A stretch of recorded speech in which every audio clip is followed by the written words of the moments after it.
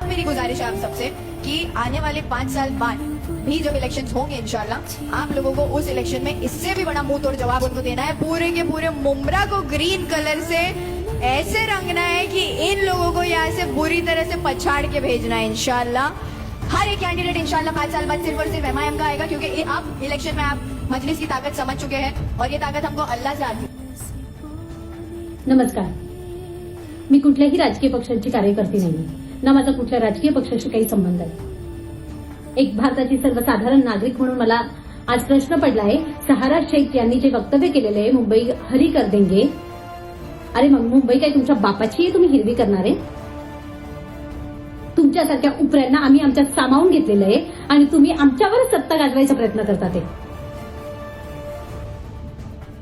संविधानाने बोलण्याचा अधिकार दिलेला आहे म्हणून वाटेल ते बोलावं हा त्याचा अर्थ होत नाही। सर्व धर्म सर्व जाती समभाव ही आम्हाला शिकवण दिलेली आहे आणि आम्ही तुम्हाला त्या शिकवणीनुसार सामावून घेतोय। पण मला वाटतं ना, तुम्ही त्या लायकीचेच नाहीये आणि तुम्हाला सामावण्याची नाही, तुम्हाला आता हकलण्याची गरज आहे। म्हणूनच काळानुसार वेळेनुसार हिंदू राष्ट्र तयार करण्याची खरोखर गरज आहे।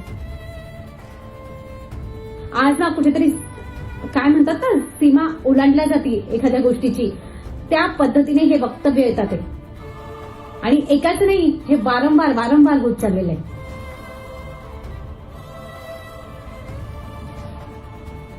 जय हिंद, जय महाराष्ट्र।